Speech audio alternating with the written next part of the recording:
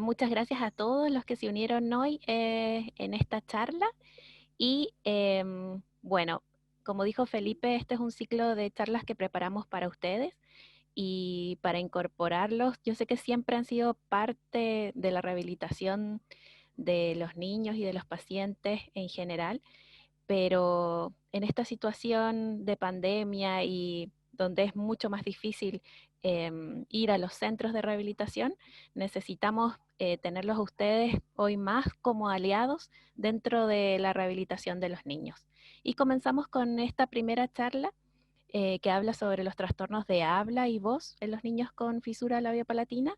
Y no solamente en los niños, esta información sirve para todos los pacientes con fisuras y que están en busca, ¿cierto?, de la rehabilitación. Entonces, yo voy a ir detallando diferentes términos y funciones del paladar y la voz y al final hacemos una ronda de preguntas. Vamos con la siguiente diapositiva. Entonces, como cultura general, yo creo que todos han escuchado que en Chile nacen más o menos 400 niños al año con fisura, con diferentes tipos de diagnósticos de fisura, pero eso no solamente pasa en nuestro país, sino que en todo el mundo hay diferentes incidencias de niños con fisura. Pero claro, si lo queremos localizar a nivel de América, nuestro país, junto con Perú, Bolivia, Ecuador, tienen una más alta incidencia, ¿ya? Es por eso que tenemos que siempre estar como mucho más preparados para entregar un tratamiento de calidad para nuestros pacientes. Desde junio del año 2015 nace el programa AUGE, que actualmente se llama GES, que corresponde a estas garantías explícitas de salud para todo paciente que nazca con fisura. O sea, desde el momento del nacimiento hasta la adolescencia está garantizado su tratamiento, ¿ya? Y bueno, la atención se realiza en diferentes centros y generalmente el centro que le toca a cada paciente está determinado por la comuna en que vive este paciente. Y ahí debe recibir su tratamiento integral.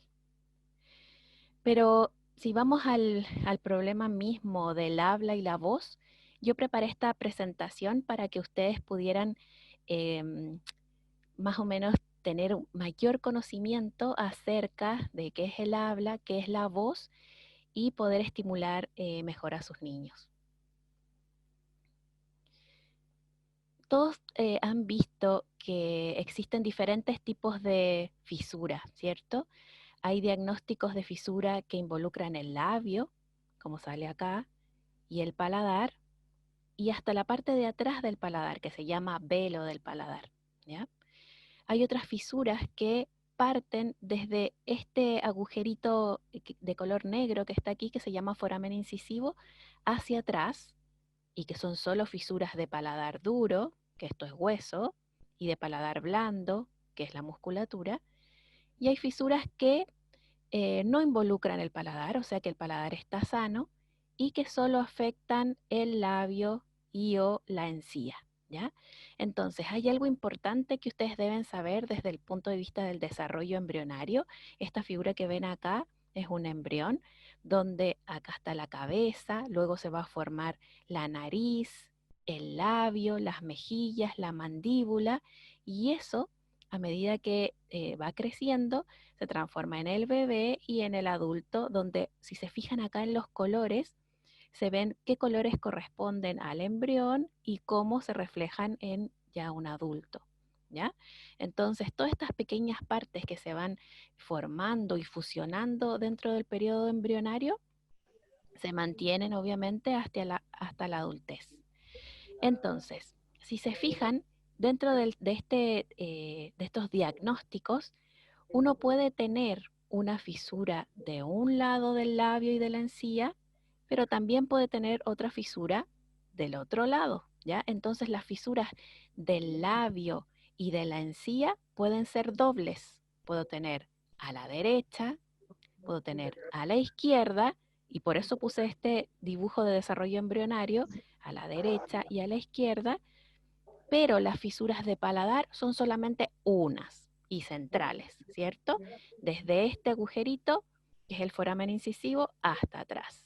Entonces, dependiendo qué tipo de fisuras tuvo mi hijo, yo puedo hacer diferentes combinaciones, ¿cierto? Niños que tienen fisuras bilaterales del labio de la encía y niños que además está comprometido el paladar o algunos otros niños en que el paladar está sano y solamente tienen una fisura de labio. Esto es muy importante desde que ustedes hacen la primera consulta, porque los niños que solamente tienen una fisura en su labio o en la encía, habitualmente no tienen problemas de voz nasal o de habla, ¿ya? Porque el paladar está indemne y funciona perfecto para controlar el aire, ¿ya? ¿Cuándo existiría una posibilidad de tener riesgo de alteraciones de habla y de voz relacionadas con la fisura? Cuando hay un compromiso del paladar y especialmente cuando el compromiso es a nivel del paladar blando o velo del paladar, ¿ya? Porque es esta la estructura que separa la nariz de la boca y que produce, que permite que nosotros podamos tener una voz normal y un habla normal, ¿ya? Entonces, vamos para la próxima. Si tenemos un corte así de lado donde podamos visualizar las estructuras, vemos que acá está la nariz, aquí están los labios, los dientes, paladar duro. Si se fijan, esto es hueso, ¿ya? Que en la figura, en la diapositiva anterior estaba separado, ¿cierto? Y esto de acá es el velo del paladar, que es el encargado de, si se estira, separar la nariz de la boca.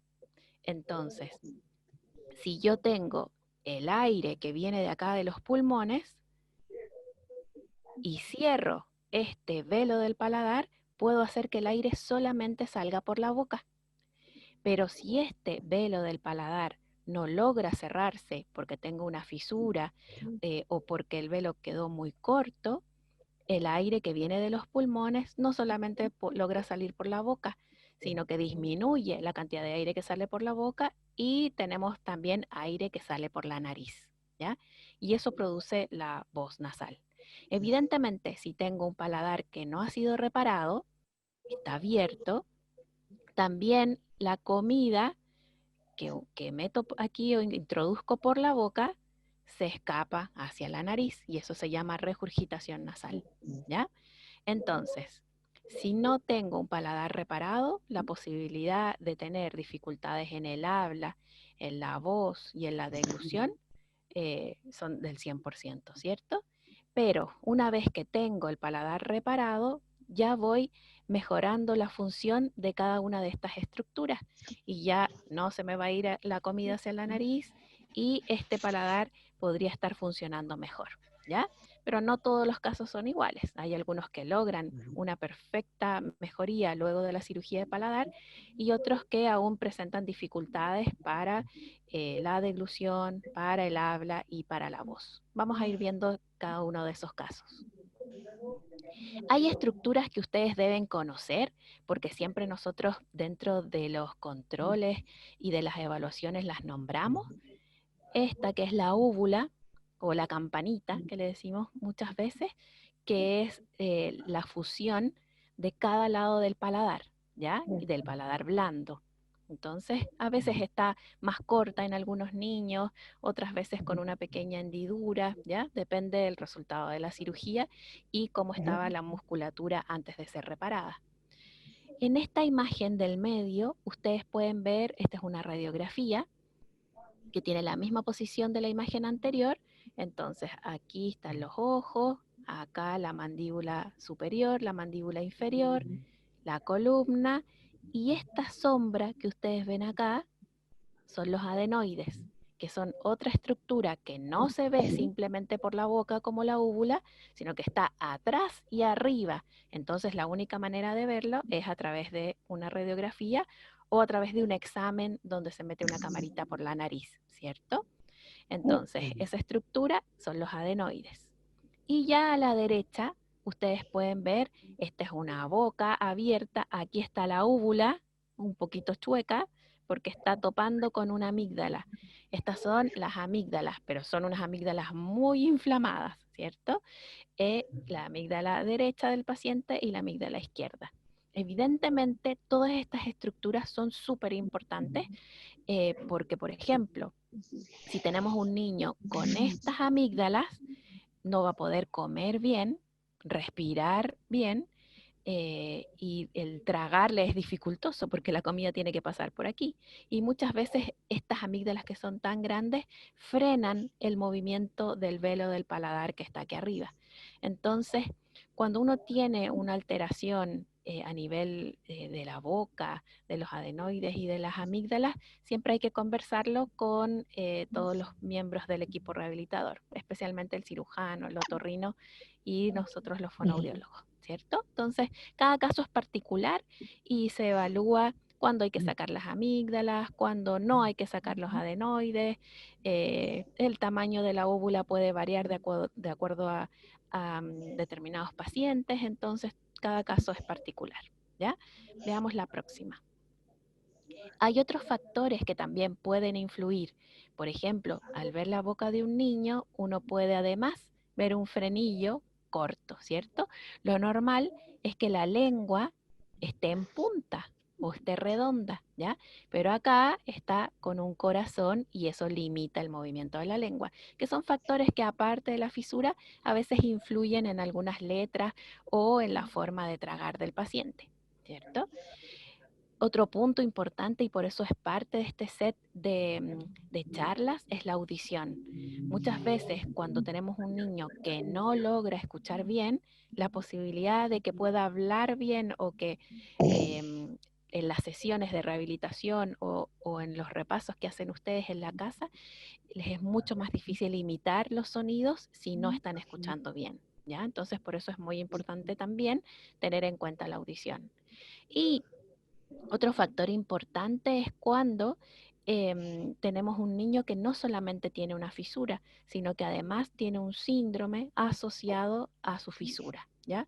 Los síndromes más frecuentes son el tener la mandíbula pequeñita, que se llama secuencia Pierre-Robin, el tener una condición de una falta del brazo largo del cromosoma 22, que es la de lesión del cromosoma 22, que algunos le llaman velo cardiofacial, y otros síndromes son Goldheart, Treacher-Collins, y hay bastantes variedades que también le ponen un poco más de dificultad a la rehabilitación, ¿cierto? Porque se alteran muchas más estructuras.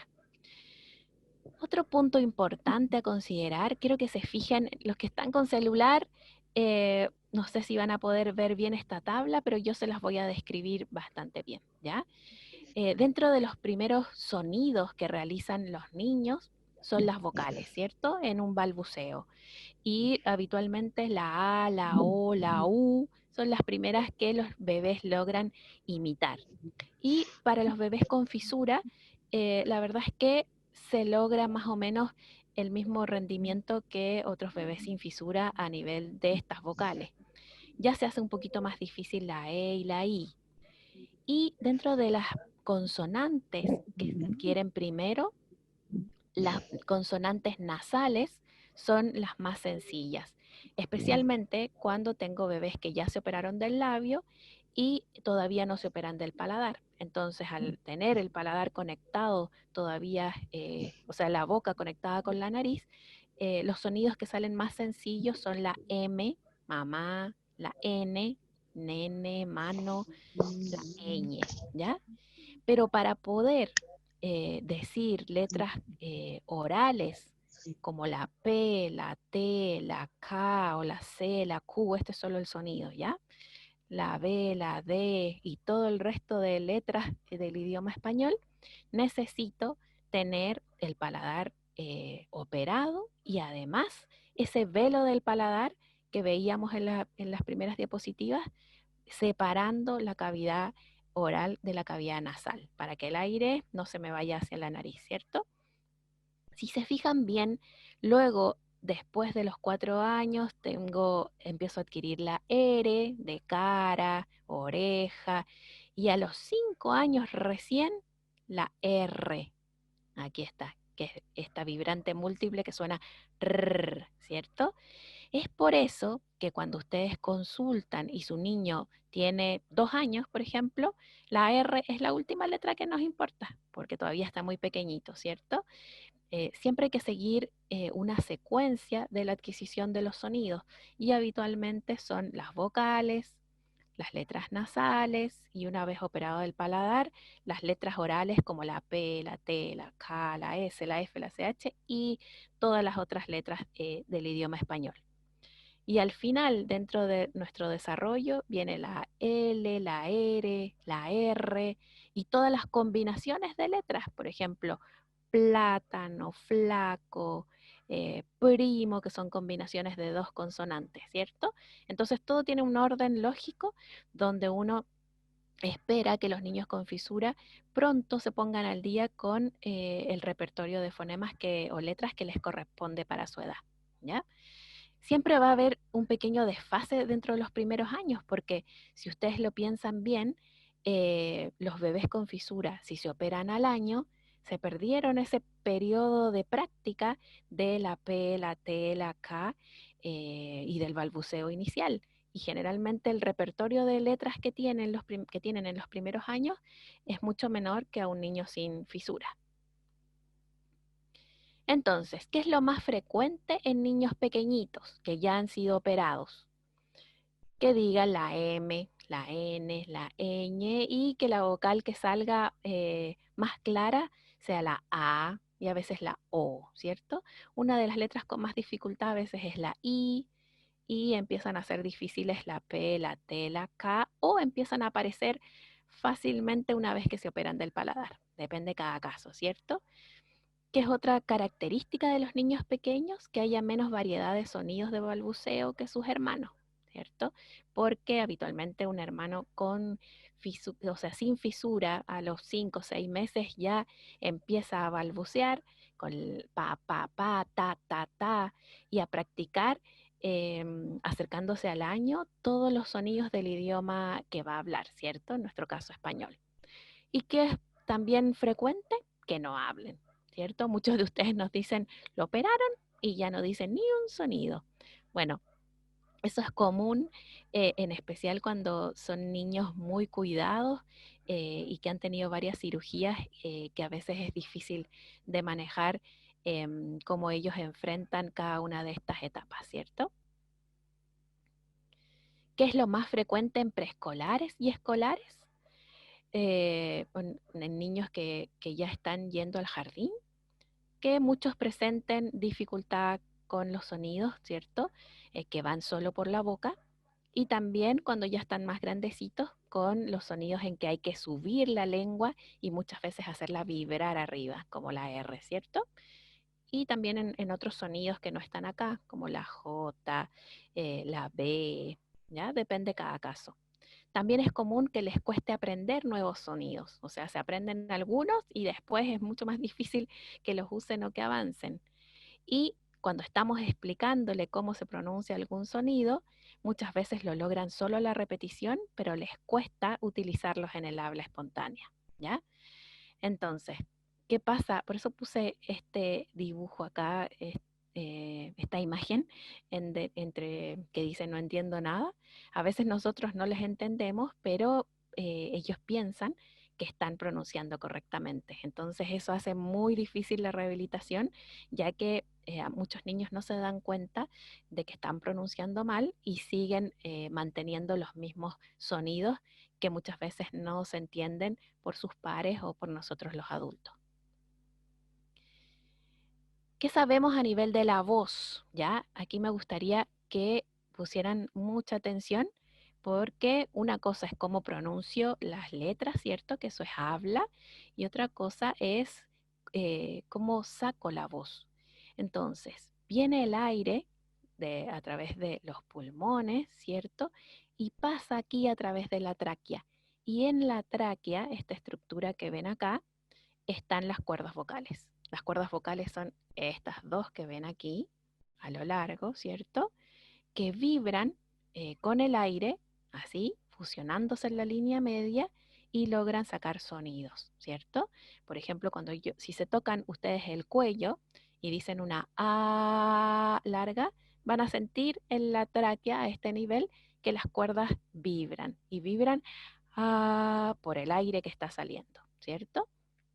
Entonces, sale el aire, aquí esta presión y esta energía, y si el velo del paladar no cierra el paso hacia la cavidad nasal, ese aire va a pasar también hacia la nariz y suena una voz nasal. Ah. Pero si el velo del paladar logra separar la boca de la nariz, el aire pasa y toda esta energía solo por la boca. Ah. Entonces noten la diferencia. Ah, velo del paladar abierto, la energía pasa hacia la nariz. Ah, velo del paladar cerrado y la energía pasa por la boca. Entonces me sale una voz más clara, ¿cierto? ¿Qué otro concepto es importante que ustedes sepan?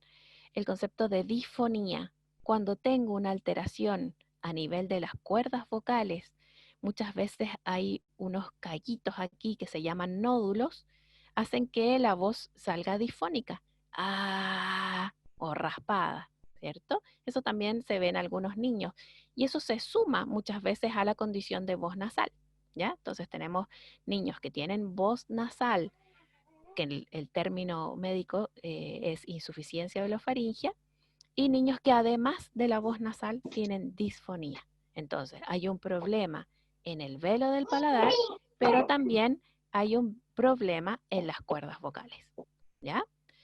¿Qué pasa si se acuerdan de las primeras diapositivas donde habían unas amígdalas grandes y gordas, ¿cierto? Con la voz cuando tengo esas amígdalas se produce una voz con resonancia faríngea. Si tengo dos grandes estructuras acá, se escucha una voz como si tuviera una resonancia de papa en la boca, ¿cierto?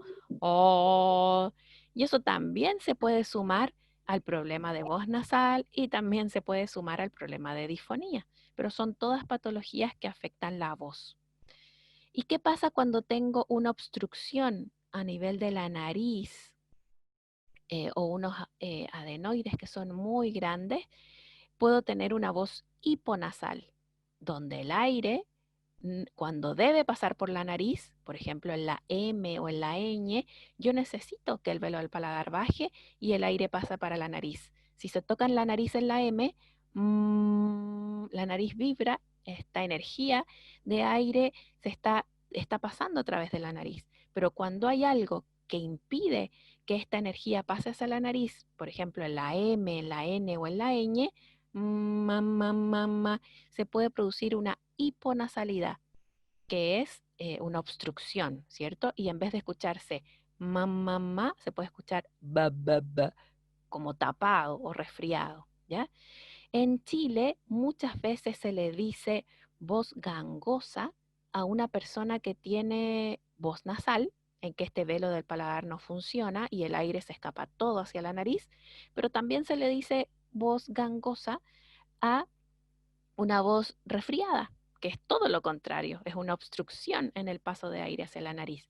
Entonces esos conceptos a veces confunden un poco y es importante tenerlos claros, ¿ya?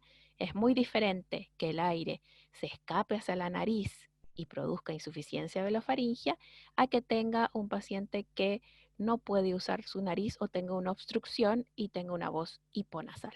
Esos son los términos correctos, ¿ya?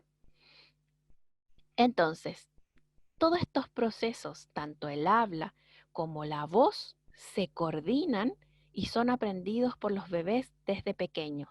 Por eso es muy importante la intervención temprana y que aprendan a, ojalá, pronunciar bien desde pequeños, ¿cierto? Y todo esto se aprende solo por la repetición y la imitación del modelo del adulto o de los hermanos o de los cuidadores.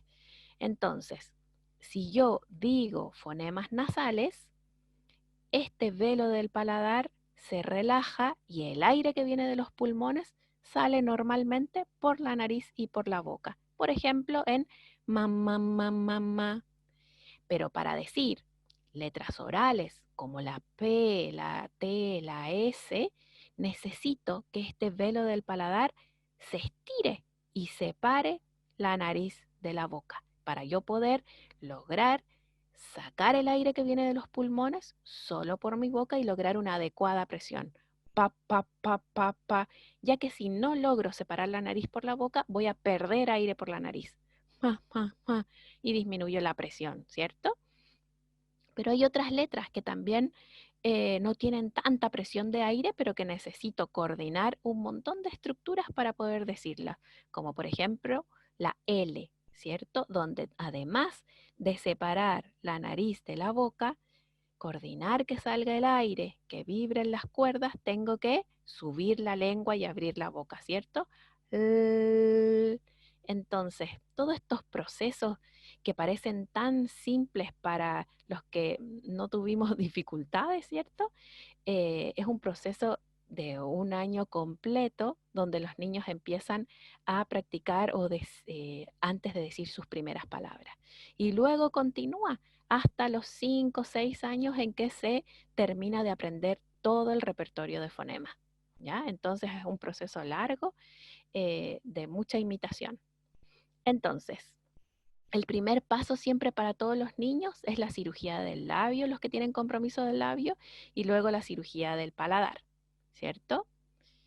Y me gustaría que se fijaran bien en estos puentes que puse como para explicarles muy bien las diversas situaciones que pueden enfrentar sus hijos. Entonces, ¿qué posibilidades tengo cuando se opera un paladar? Una posibilidad es que se den todas las condiciones para que este paladar, si lo comparamos con este puente, quede reparado y quede perfecto, ¿cierto? Que anatómicamente separe la nariz de la boca, que no haya ningún hoyito o comunicación entre la nariz y la boca, y el velo del paladar se mueva correctamente y el niño pueda pronunciar las letras sin problema. Pero tenemos un segundo caso en que los cirujanos cierran este paladar, pero no logran dejarlo suficientemente largo o se forman comunicaciones o fístulas que hacen que la boca y la nariz no queden bien separados, ¿ya? Entonces, eso es un caso que podemos encontrar, ¿cierto? Y este tercer puente representa a un paladar que está reparado, pero un niño que no logra pronunciar las letras correctamente. Y muchas veces no sabemos por qué, porque aparentemente está reparado, pero el niño no está hablando correctamente. ¿Ya? Entonces, en el primer caso, tendríamos un niño que luego de la cirugía del paladar empieza a tener una voz normal y a aprender las letras sin dificultad. En el segundo caso, un niño que luego de operar el paladar se escapa igual el aire o la comida por la nariz. Y un tercer caso en que luego de la operación del paladar a veces no hay avances en cuanto a la producción de letras y no sabemos qué está pasando. Entonces está como un poco nublado el panorama y es difícil como orientar el tratamiento, ¿cierto? Entonces, el resultado de la cirugía, ¿de qué depende? La verdad es que depende de muchos factores, ¿ya? De la experiencia del centro de atención y sus cirujanos, de los cuidados posoperatorios, pero también de la fisura, ¿cierto? Hay fisuras que son muy amplias y hay musculatura. Si se acuerdan de las primeras diapositivas, teníamos hueso, pero también teníamos músculo. Y esos músculos no basta solo con cerrarlos, sino que además tienen que funcionar. Y a veces no funcionan bien, pese a que los cirujanos los cerraron en la línea media correctamente. ¿De qué depende el resultado de que mi niño hable bien o no? Muchas veces la edad de la cirugía es muy importante, ¿ya? Se dice que los niños con cirugía de paladar que se operan después del año y medio o 2 años, hay más dificultad para aprender las letras, ya que si un niño sin fisura puede hablar, o sea, empieza a practicar el habla a los 6 meses y sus primeras palabras son al año, evidentemente voy a tener mucho más retraso si un niño con fisura recién se opera al año y medio o 2 años se va a perder todo ese periodo de práctica en comparación con un niño sin fisura, ¿cierto? Si hay voz nasal, la dificultad en el habla es mayor, porque se está escapando el aire y es mucho más difícil para el niño pronunciar correctamente. Necesita más esfuerzo por parte del niño.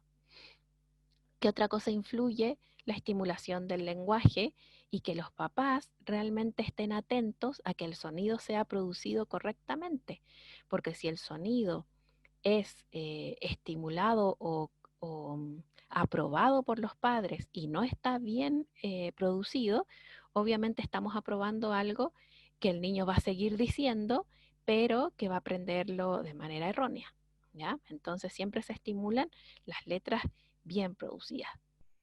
Y también se dice que hay una asociación de mayor trastornos del habla, muchas veces en algunos tipos de fisuras que son completas bilaterales, más fisura de paladar, ¿cierto? Porque son fisuras a veces que son más amplias o que es más difícil de reparar. Bien. Y como los vimos también anteriormente, la audición es importante y el entrenamiento del terapeuta que da las indicaciones, ¿ya? Entonces son muchos factores que están influyendo en que los niños puedan hablar bien. Entonces, ¿cómo sé cuál es el problema de mi hijo? Bueno, cuando ya un niño está operado del paladar, hay periodos críticos, ¿cierto? La licencia es que este paladar se abra, ¿ya? Y si se abre, obviamente no voy a poder hacerlo funcionar correctamente. Que haya una fístula o una comunicación por donde se pierda aire hacia la nariz y al niño le cueste más producir las letras. Y muchas veces la regurgitación nasal también es indicador de algo, que algo está pasando. Pero en algunos pacientes bilaterales, esta regurgitación nasal se debe solo a las comunicaciones anteriores que hay a cada lado de la encía y no a un mal funcionamiento del paladar. Por eso, cada caso tiene que ser evaluado de manera individual, ¿cierto? También, poscirugía de paladar dentro de este periodo crítico, ¿qué aspectos serían favorables? Que ya no haya nada de regurgitación nasal de alimentos, o sea, que nada se me vaya hacia la nariz, que no hay ninguna comunicación oronasal y tengo que ir definiendo cómo funciona este paladar. Muchas veces los niños, más o menos 3 meses posterior a la cirugía del paladar, ya empiezan a balbucear con letras orales, como decir la P, la T y la K. Voy a silenciar a alguien que está por ahí. Me parece que era ese. Sí. Ya. Entonces, lo ideal es estimular el habla y el lenguaje, ¿ya? Habla son los sonidos, la P, la T, la K, todos los sonidos en general. Y lenguaje es todo lo que sabe el niño desde el punto de vista comprensivo y expresivo, que lo vamos a ver en el próximo taller, ¿cierto? Entonces, lo ideal es que nosotros tengamos una estimulación constante tanto de la producción de los sonidos del habla como del lenguaje general del niño. Entonces, ahí entra todo lo que está aquí: vocales, sonidos nasales, sonidos orales, sonidos de alta presión, estimular el desarrollo general del niño, la atención, concentración, todo el aspecto motor, la expresión y comprensión, rutinas, juegos desde pequeños hasta más grandes. Entonces, cada proceso es individual, ¿cierto? Lamentablemente uno no puede hacer una receta que le sirva a todos. Depende del niño, de la fisura, de la familia, de quién es su rehabilitador, pero sí esto les puede servir a todos. Primero, determinar en qué nivel estamos, ¿cierto? Del desarrollo general del niño, tanto emocional, psicológico, de motor, en general, si va de acuerdo a su edad, ¿cierto?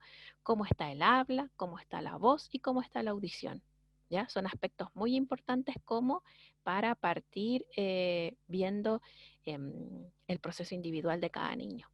Luego, fijar metas. Y esas metas tienen que estar fijadas a corto plazo, como para ir viendo si van funcionando, y para todos los niveles que yo detecté que estaban deficitarios. O sea, a veces puedo tener un niño que el problema de voz no es tan importante, pero sí su desarrollo en general, motor o emocional o atención, concentración, no son las adecuadas. Entonces, todos esos aspectos influyen en la terapia y para avanzar necesito estar pendiente de todo, ¿cierto? A veces puede estar el desarrollo correcto, la voz más o menos bien, pero no logro saber por qué no avanza en el habla y muchas veces la culpable es la audición. Si no escucha bien, pone menos atención y si no pone atención, no aprende, ¿cierto? Y siempre tenemos que reevaluar si estamos en el camino correcto.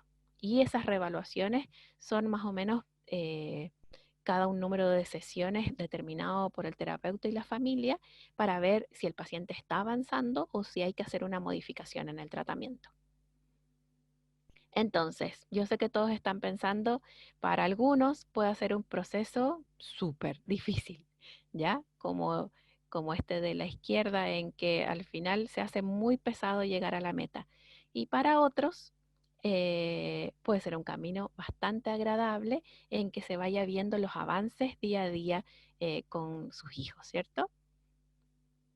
Entonces, ¿cuánto tiempo de terapia necesita cada niño? La verdad es que el promedio de terapia para un niño con muchas dificultades de habla, más o menos es de 2 años, ¿ya? Continuo. Si no hay tantas dificultades de terapia, claro, uno puede acordar con los padres cada 3 meses hacer un grupo de sesiones e ir controlando, pero depende, ¿cierto?, de bastantes factores, de la edad del niño, del fonoaudiólogo, si hay acceso o no, de la posibilidad de los padres de llevarlo a tratamiento y practicar en la casa, de si hay o no patologías asociadas, ¿cierto? No es muy fácil el camino de los pacientes que tienen dificultad auditiva o algún síndrome asociado en comparación con un niño que solamente tiene fisura. De si tiene voz nasal y va a necesitar una cirugía, de qué tan alterada está su mordida, si hay fístulas o comunicaciones hacia el paladar. Entonces son muchos los factores, ¿cierto? Entonces, vamos a ver, según la evaluación fonoaudiológica, cuáles son los pasos a seguir en cada caso. Aquí hay un flujo. Voy a silenciar a alguien que acaba de entrar. Ay, oh, parece que no la logré silenciar. Ahí sí. Ya, entonces, en este flujograma de intervención, eh, voy a ir separando más o menos cada tipo de niño, ¿ya? Tenemos niños que solo tienen un trastorno de habla, o sea, su paladar funciona bien, no tienen voz nasal y esos niños siguen este flujograma, donde existe el trastorno de habla o el problema para pronunciar determinadas letras, se confunden entre una letra o la otra, o no la utilizan en el habla espontánea, y esos niños en general van solo a terapia fonoaudiológica, ¿ya? Y ahí se mantienen hasta el alta y control. No necesitan cirugía, sino que solo necesitan entrenarse en producir bien estas palabras, ¿cierto? Ese sería el primer flujograma.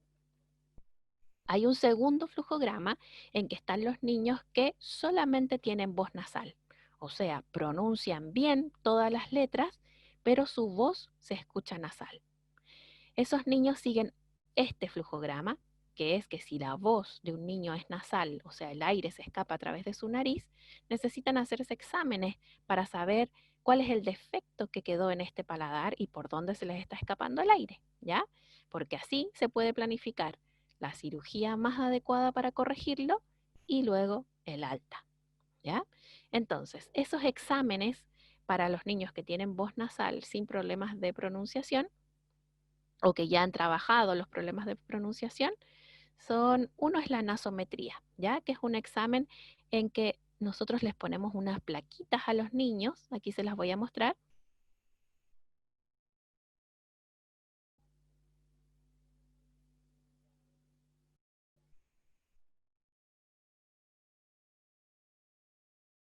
Si se fijan bien, esta plaquita metálica que se pone sobre el labio superior tiene un micrófono que va a la nariz y un micrófono que va a la boca, ¿ya? Y a medida que el niño habla o repite algunas frases, eso se va graficando en el computador. Entonces, aquí tengo un ejemplo de cómo se grafica.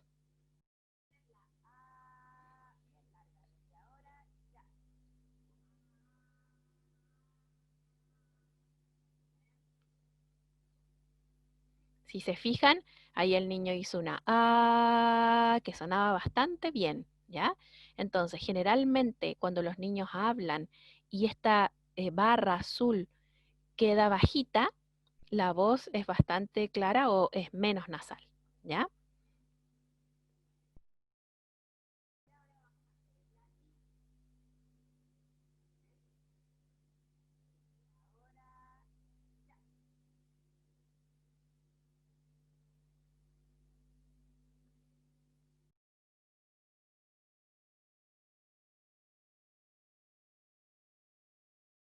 Entonces, si uno compara la letra A, que se entendía bastante bien, con la I en que esta barra subió, claramente este niño es mucho más nasal en la I, ¿cierto? Uno no lo hace solo con vocales, sino que hace que el niño hable, los que ya leen, que lean párrafos, ¿ya? Que cuenten algunos números, que hagan algunas frases, y ahí uno saca un promedio de cómo es la sensación general de la voz de este niño con este aparato que se llama nasómetro y que entrega un puntaje que puede ser más nasal o más oral, ¿ya? Entonces ese es uno de los primeros exámenes que se hace a los niños cuando tienen voz nasal. Luego ya están estos otros exámenes eh, que seguramente algunos de ustedes sí lo tuvieron, ¿cierto? Que es la nasofaringoscopía y la videofluoroscopía, ¿ya? La nasofaringoscopía es esta manguerita que se introduce por la nariz y llega acá a nivel del velo del paladar, pero visto desde arriba, ¿ya? Entonces se mete la manguerita por la nariz, esto de acá es el velo del paladar, ahí abajo está la úvula, pero todo esto está visto desde arriba. Acá en la pared posterior, ¿se acuerdan que estaban los adenoides en esta zona? Estamos acá, ¿ya?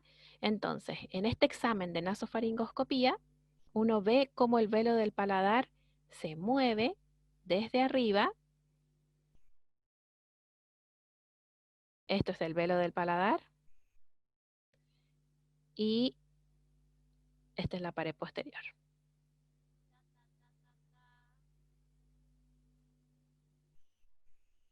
Entonces, si este velo del paladar logra avanzar y topar esta pared posterior o las estructuras de cada lado ayudan a que se mueva correctamente, tenemos una voz clarita, ¿cierto? No una voz nasal, una voz oral. Pero veamos qué pasa cuando no funciona.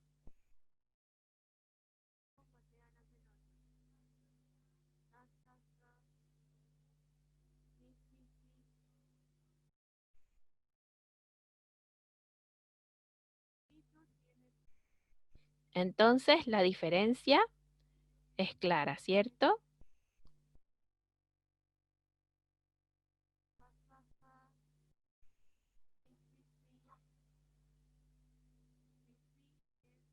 Teníamos acá un velo que cierra completo y separa la cavidad nasal de la cavidad oral, y acá una estructura que no logra cerrar, pese a todo el esfuerzo que hace las paredes de la faringe y este velo que apenas se movía, y entonces el paciente trataba de pronunciar correctamente, pero siempre quedaba un espacio.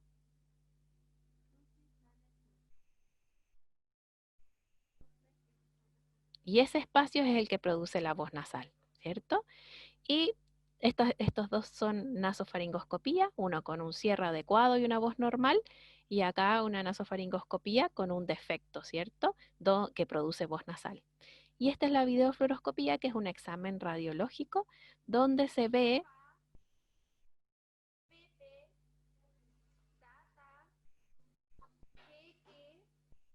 el velo del paladar, que aquí están el paciente está mirando para acá, ¿ya? Entonces aquí están los dientes, el paladar duro y el velo del paladar. Lo voy a poner de nuevo para que vean cómo se mueve.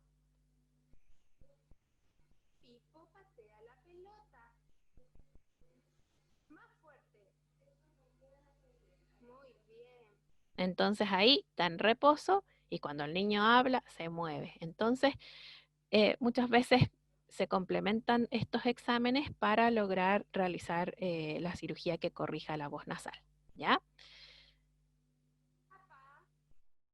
Entonces, acá tenemos una imagen de una nasofaringoscopía con cierre completo, que eso es voz normal, defectos pequeñitos que causan voces nasales leves y defectos más grandes que causan voces nasales mucho más marcadas, ¿cierto? Y eso en esta imagen, si recuerdan la imagen de la vista lateral, es en esta zona. Entonces se mete la camarita por acá y desde aquí miramos cómo funciona el velo del paladar y dónde está la estructura dónde queda el defecto que se produce permitiendo que el aire se escape por la nariz. Entonces, dentro del flujograma de intervención teníamos niños que solo tenían trastornos de habla y iban a terapia fonoaudiológica, niños que solo tenían problemas en la voz por este esfínter orofaringio que no funciona correctamente, iban a exámenes y a cirugía, y niños que tienen las dos cosas, ¿cierto? Que tienen una voz nasal o insuficiencia orofaringia y una alteración del habla. Entonces, por lo general, a estos niños lo primero que se hace es terapia, ¿ya? Y uno trata de ayudarlos para pronunciar algunos fonemas correctamente. Una vez que avancemos en la terapia, se hacen los exámenes, que habitualmente es a partir de los 4 años, y se planifica la cirugía que corrija la voz nasal. En este caso, a diferencia de los que tienen solo voz nasal, es muy probable que los trastornos de habla no se hayan eliminado totalmente en la primera etapa del periodo de tratamiento fonoaudiológico y una vez teniendo la cirugía tengan que seguir con tratamiento fonoaudiológico hasta lograr el alta con controles hasta la adolescencia, ¿cierto? Entonces es un flujograma mucho más largo y un camino más difícil de recorrer. Entonces voy a partir con las preguntas principalmente de bebés, ¿ya? Para Ya. ir ordenándolas, después las de evaluación y las de tratamiento. Entonces, en la de bebé, Karina pregunta sobre su bebé que tiene solo el labio bilateral comprometido. Su paladar está intacto, dice. ¿Tendrá posibilidades de problemas en el habla? Lo más probable es que no, ¿ya? Hay algunos bebés que tienen fisuras bilaterales con premaxilas, o sea, donde están los 4 incisivos que son muy protruidas y a veces quedan espacios a cada lado de la encía y esos a veces producen un poquito de escape nasal, pero no es común, ¿ya? Depende qué tan severa haya sido la fisura del labio, pero habitualmente si el paladar está sano, no hay problemas de voz que tengan que ver con la fisura. Perfecto. Benjamín pregunta, ¿cuándo es recomendable operar el paladar? Lo ideal, nosotros como fonoaudiólogos somos hinchas de hablar y de la voz normal, entonces idealmente antes del año, al año y máximo hasta el año y medio, ¿ya? Tienen que pensar que los bebés ya hablan al año, entonces lo ideal es que tengan su paladar cerrado. Perfecto. Idealmente al año, si no máximo al año 6 y ojalá no pasarse de los 2. Estamos en este periodo en que están todas las cirugías suspendidas, sí. Entonces, eh, lamentablemente hay factores a veces que tienen que ser considerados que son más importantes. Perfecto. Ahora algunas preguntas en relación a evaluación y a otros temas relacionados ya a niños que se han operado, ¿ya?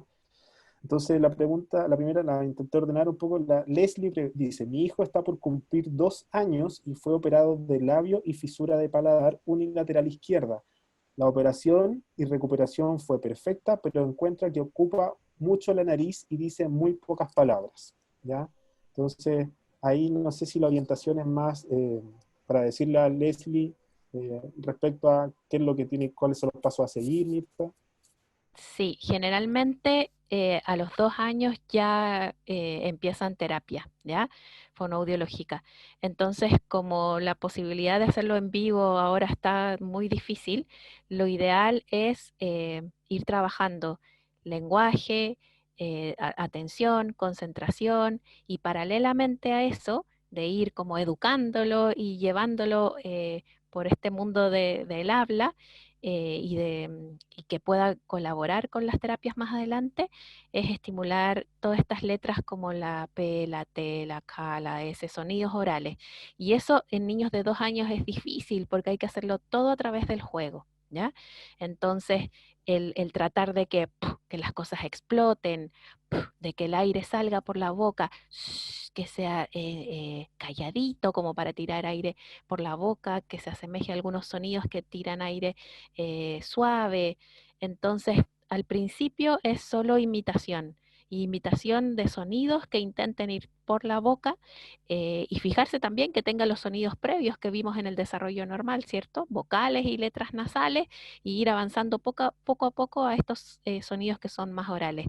Es difícil, pero lo normal es que uno empiece ya después de la cirugía de paladar con indicaciones con el fonoaudiólogo y luego ya con terapias a partir de los 2 años. Entonces, una vez que todo esto se regularice, lo ideal es ya retomar la terapia y por ahora mantener estimulación del lenguaje, comprensión de órdenes, atención, concentración, que aprendan mucho vocabulario e intentar con pequeños sonidos. Recuerden que las metas son a corto plazo y pequeñitas.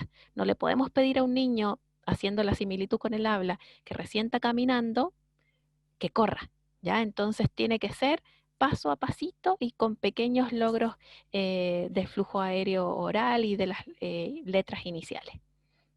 Leslie pregunta sobre eso mismo, si será porque su hijo tiene aún la encía fisurada, que ocupa mucho la nariz. ¿Tiene que ver que la encía esté fisurada? Sí, habitualmente si la encía está en contacto, no produce problemas de voz, ¿ya?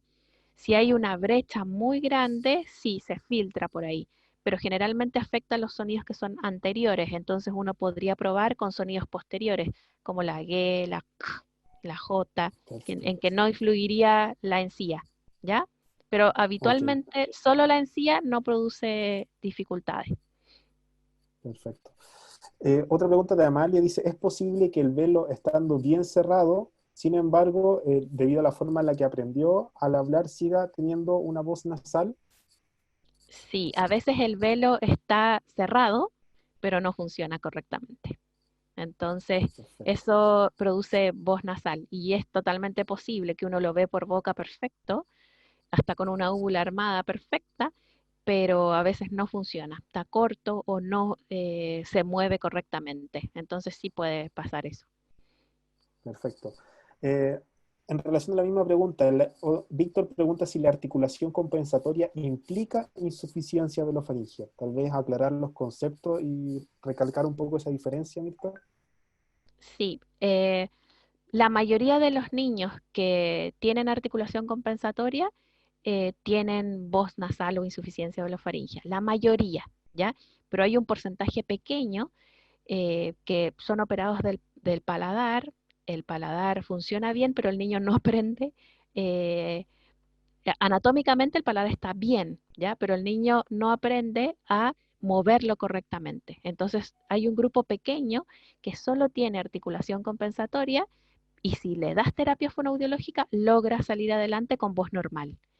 Pero la gran mayoría de los pacientes se les da las dos cosas juntas, voz nasal más articulación compensatoria, ¿ya? Entonces, Perfecto, pasa muchas veces que hay niños que se operan tarde y que aprenden a hablar antes de tener el paladar cerrado y empiezan con articulación compensatoria y mantienen esa articulación compensatoria hasta después que se operaron del paladar, pese a que el paladar quedó perfecto. Pero generalmente es un pequeño grupo. La mayoría tienen ambas cosas, insuficiencia orofaringea, voz nasal, más articulación compensatoria. perfecto. Constanza pregunta en la fundación, ¿a qué edad comienzan los fonoaudiólogos a evaluar los niños? O sea, los vemos desde recién nacidos, pero a evaluar habla y voz, generalmente vamos viendo después de la cirugía de paladar, 3 meses después, cómo vamos, si el niño va teniendo balbuceo oral, si está aprendiendo las letras o no. Pero el tratamiento habitualmente es a partir de los 2 años, 2 años y medio. Depende cada niño y si los papás pueden asistir. Pero lo habitual es que el resultado de la cirugía de paladar se empiece a evaluar 2 a 3 meses después de la cirugía de paladar, que eso es como al año 3 meses, al año 6, y de ahí vayamos viendo qué pacientes van a tener voz normal y qué pacientes van a generar trastornos de habla o voz nasal, y los vamos siguiendo. Perfecto. Preguntan si se pueden hacer ejercicios para fortalecer el velo del paladar. La verdad es que hace 20 años atrás nosotros hacíamos eso, como masajes en el velo del paladar, eh, soplos sin hacer ninguna letra o reflejos incluso como de arcada para contracción de la musculatura del paladar, pero ya hay mucha evidencia científica, le llamamos nosotros, que es como muchos estudios que dicen que aunque uno haga los mejores masajes del mundo o el niño contraiga el paladar, eso no se traduce en una mejoría en el habla. Entonces, todo lo que sea ejercicios de masajes, arcadas, no quiere decir que va a producir una mejoría en el habla. El habla se mejora con habla. Entonces, para que un niño hable bien, hay que enseñarle a hablar bien, no hacer ejercicios en el paladar. Perfecto. Luego preguntan en relación a lo mismo si la voz nasal solo se corrige con cirugía o también puede mejorar con terapia. Ahí tal vez hay que recalcar nuevamente la diferencia entre articulación compensatoria y voz nasal. Sí, la articulación compensatoria son todos estos problemas de habla que son típicos de los niños con fisura, que al no poder pronunciar la P dicen ah, ¿cierto? Que es como un ruido a nivel de la glotis. Entonces, en vez de papá, en vez de tata, Entonces no logran pronunciar las letras como los otros niños. Pero la voz nasal es solo que se escape aire por la nariz, ¿cierto? Entonces, ¿cuál era la pregunta? Era si es que la voz nasal se corrige con cirugía o Ah, también puede mejorar con terapia. sí, a veces tenemos voz nasal asociada específicamente a una letra. Por ejemplo, que cuando dice la P, el niño suena perfecto. Papá, cuando dice la T, perfecto. Pero cuando dice la S, ajá, suena por la nariz. ¿Ya? Entonces, cuando es una letra que se escuche nasal, una o dos letras con mala pronunciación, eso sí se corrige con fonoaudiología. Pero cuando la voz nasal se da en todas las letras, es constante siempre, eso es solo quirúrgico, ¿ya? Entonces, por lo general, la voz nasal se maneja solo con cirugía, pero cuando se produce voz nasal específica, cuando el niño dice un determinado fonema, eso es por mala pronunciación y eso se corrige con fonoaudiología, ¿ya? Perfecto. ¿Cuál es el éxito de la cirugía para corregir la voz nasal? Más o menos, yo diría que entre un 80 y un 90%. En los casos sindrómicos a veces es más difícil. Mientras más exámenes tengamos de los que les mostré, eh, es más fácil que el cirujano elija la técnica que corrija la voz nasal específicamente, ¿ya? A veces hay complicaciones dentro de la cirugía, pero si todo funciona perfecto, más o menos un 90% de éxito. Hay algunos pacientes que tienen que hacerse un segundo tiempo quirúrgico, pero en la mayoría de los casos no sindrómicos y bien estudiados, la verdad es que tiene muy buen resultado. Perfecto. Siguiente pregunta, que son muchas, las estoy intentando juntar para lograr hacerlas. Eh, a qué edad deben hacerse los exámenes cuando tiene voz nasal? Sí, Y si hay se niños, realizan con anestesia. sí, hay algunos niños que colaboran a partir de los 3 años y medio más o menos, pero la mayoría sobre los 4, y hay unos que son un poco más difíciles a los 5 más o menos, tratamos de que sea a partir de los 4 años. El más difícil es que se mete la manguerita por la nariz, que nos muestra el defecto. Eh, por lo general se puede echar un vasoconstrictor o anestesia, pero no anestesia general, ¿ya? Hay muchos niños que dicen que la anestesia molesta a veces más que el mismo examen. Depende de cada niño. Lo mejor para planificar esos exámenes es hablar con los papás y ver cómo se porta el niño en el dentista, cómo se porta cuando lo revisan, y a ir viendo si mejor lo posponemos para que colabore totalmente o si no hay ningún problema y él sabe que se tienen que tiene que colaborar, repetir. O sea, lo difícil es que en esos exámenes el niño tiene que hablar, ¿cierto? No tiene que quedarse callado, sino que tiene que realmente colaborar. Habitualmente el promedio de edad es 4 años, un poquito más. Perfecto. Un papá comenta que su hija de 3 años ya se le realizaron sus 2 cirugías de cierre de paladar y labio, sin embargo habla con voz nasal. ¿Qué le sugeriríamos? Tiene 3 años su hija. Si está pronunciando bien, hay que mantener esa buena pronunciación hasta que se pueda hacer los exámenes. Si hay niños que colaboran a partir de los 3 y medio, ¿ya? Entonces, prepararla para que ya se realicen los exámenes para ver qué cirugía necesita para corregir la voz nasal. Perfecto.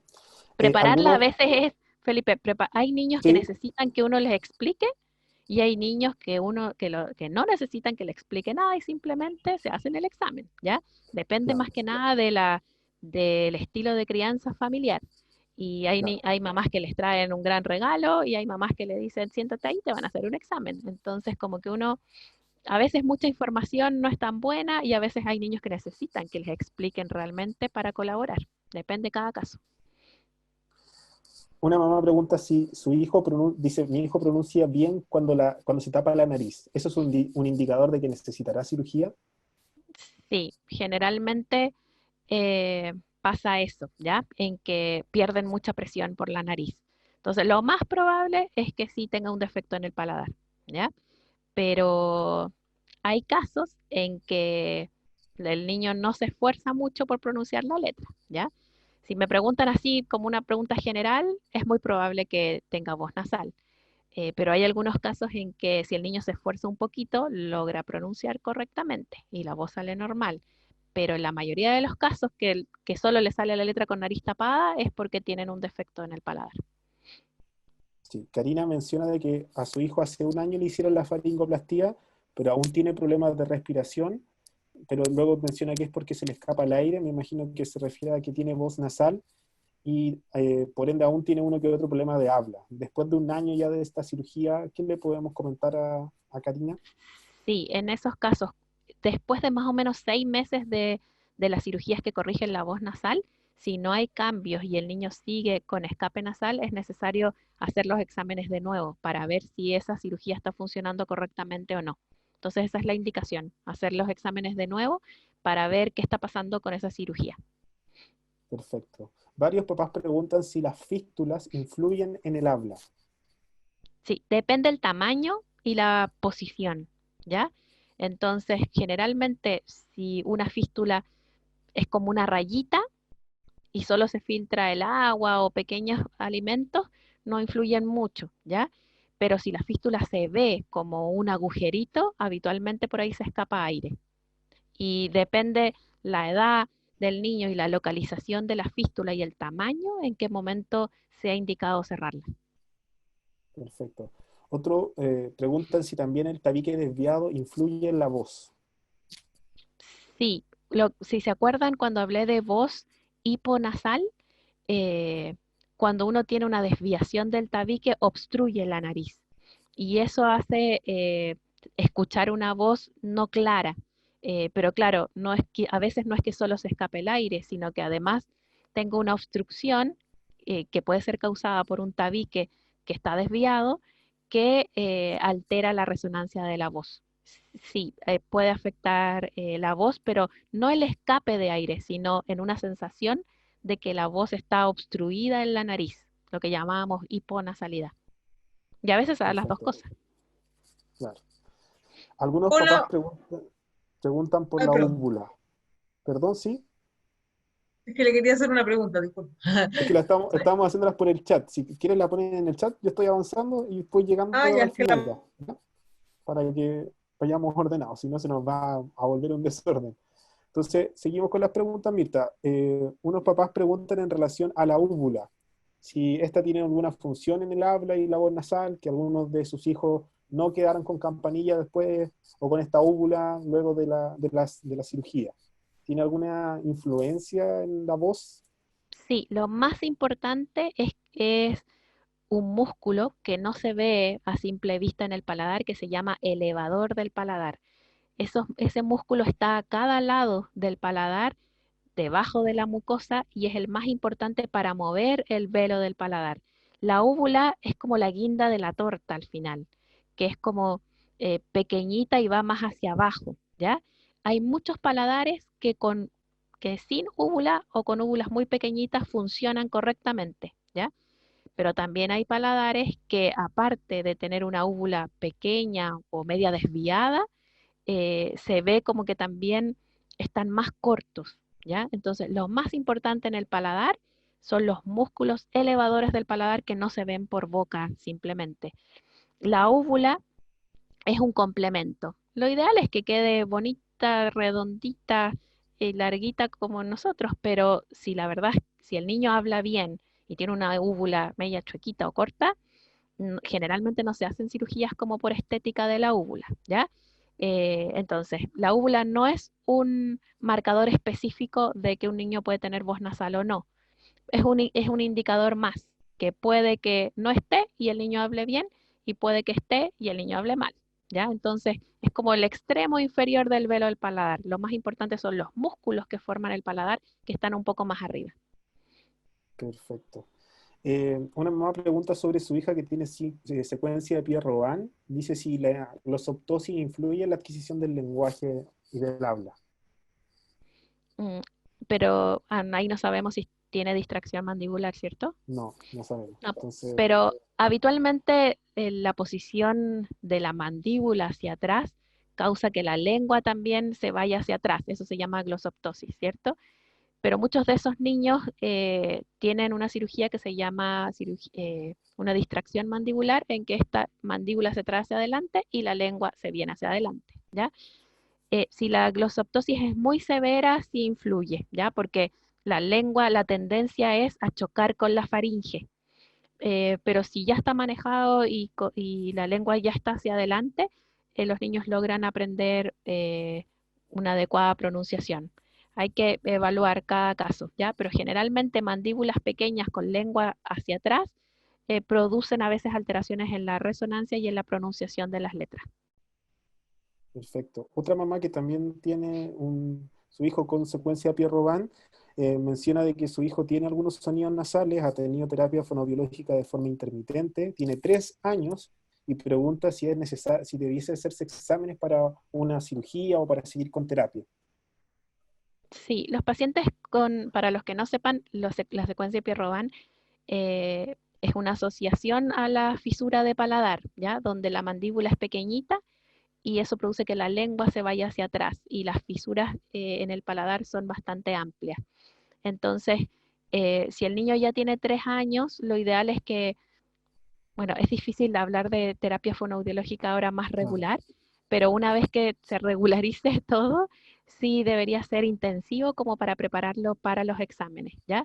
Si hay problemas de voz nasal o de resonancia y tiene alteraciones en el habla, lo ideal es superar esas alteraciones, aunque sea a nivel de palabras, como para poder hacer los exámenes y ver qué nueva cirugía necesita para corregir la voz nasal. perfecto. Bueno, hay otra mamá que también tiene un pequeño con síndrome, consecuencia de Pierre-Robin, muy leve menciona, solo con fisura de paladar blando y está con 4 años y medio. Tiene mucho vocabulario, pero su habla es nasal. Entonces ella pregunta si requerirá de una cirugía o solo terapia. Eh, si está, si está pronunciando bien y la voz es nasal, necesita hacerse exámenes. Claro, Los exámenes que perfecto. vimos, nasofaringoscopía, nasometría, y ir viendo eh, qué salen esos exámenes como para definir si se queda solo con terapia o es posible una cirugía que corrija la voz nasal. Perfecto. Sí, yo creo que hay que resaltar mucho la diferencia entre que el problema sea una voz nasal o que el problema sea una articulación compensatoria. ¿Ya? Porque muchos papás están haciendo comentarios de que están dándose cuenta que a veces el problema que tiene su hijo o hija es que es más una articulación compensatoria más que una voz nasal, y si es articulación compensatoria es tratamiento fonoaudiológico, si es voz nasal tengo que esperar hasta los 4, 5 años para hacer los exámenes y ver qué tipo de cirugía. Entonces eso es importante, ¿ya? Recalcarlo, porque varios papás están haciendo como esos comentarios. incluso aquí un papá pregunta a qué edad se determina la cirugía por voz nasal, ¿ya? Y eso Mirta ya lo comentó, que era aproximadamente a los 4 años, desde que ya el niño puede colaborar en los exámenes, se comienzan a realizar.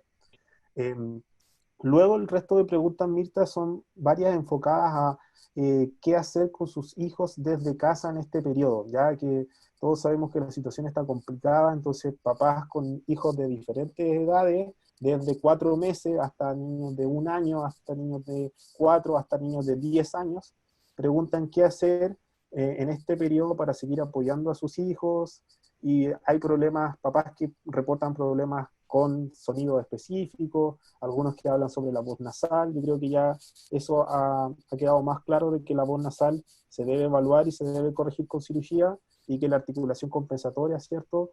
Y otros problemas de habla se debiesen corregir con terapia de fonoaudiología. No sé qué podemos comentarle a los papás al respecto. Sí, miren, voy a hacer, ya que no se pudieron ver muy bien los videos, voy a tratar de imitar para que ustedes logren entender la diferencia. Por ejemplo, articulación compensatoria o un trastorno de habla involucra que si yo le pido al niño que diga Pipo patea la pelota, el niño va a decir i o a, e, a, la, e, o, a. Eso es un trastorno de habla. El niño no está pronunciando correctamente ni la P ni la T. Y eso requiere terapia fonoaudiológica. Si logro hacerle terapia y el niño logra decir Pipo patea la pelota, logró voz normal solo con la terapia de habla, ¿ya? Pero si el niño luego de la terapia fonoaudiológica empieza a decir Pipo patea la pelota, está pronunciando bien, pero se le escapa el aire por la nariz. Y eso es insuficiencia orofaringea o voz nasal y ya lo corrige la cirugía, ¿ya? Entonces hay diferentes etapas en que interviene solo un fonoaudiólogo o interviene ya el cirujano. Desde el punto de vista de los problemas específicos de cada uno de los niños, hay un mail en que algunos se inscribieron, que es capacitaciones@gans.cl, ¿sí, Felipe? Sí, No lo sé voy a si lo escribir puedes en... escribir. Sí, Entonces, quizás ahí podemos darles indicaciones específicas a cada uno de acuerdo al caso, ¿ya? Pero en los niños más grandecitos necesitamos videos como para poder evaluarlos, y en los niños pequeñitos sí podemos dar indicaciones de estimulación general. Entonces nosotros estamos disponibles para por lo menos ir indicándoles a ustedes qué pueden hacer en cada caso específico, porque la idea de este taller es eso, que ustedes se empoderen en este tiempo. No sabemos hasta cuánto tiempo vamos a seguir un poco desconectados sin poder tratarlos y darles las indicaciones en vivo y en directo. Tampoco uno se quiere exponer, ¿cierto? De andar en la calle. Entonces, de alguna manera los podemos ayudar a través de ese mail. Somos varios los que contestamos, y ahí tenemos algunos videos en una página de YouTube, y algunas, tenemos una guía de estimulación que se puede ver en el celular, que Felipe también se las puede compartir. sí. Entonces hay varios materiales que ustedes podrían estar utilizando en la actualidad como para poder apoyar a sus hijos hasta que podamos vernos ya en vivo y en directo, ¿ya? Sí, yo le estoy compartiendo, algunos papás preguntan si son hijos que no son parte de la fundación. En estos momentos la verdad es que no hay problema de que nos escriban, y nosotros si podemos orientarlos de igual forma lo vamos a hacer, ¿ya? Así que Gener- mientras no sí, puedan y ingresar generalmente, formalmente, ¿sí? sí, generalmente todos nosotros los que nos dedicamos a fisura, por lo menos los fonoaudiólogos de Chile, nos conocemos. Entonces vamos a saber si ustedes van en un centro, en, no sé, en el Exequiel, en cualquier hospital, sabemos cuál es el fonoaudiólogo a cargo. Entonces ahí podemos dar indicaciones por parte nuestra y también contactar al fonoaudiólogo a cargo.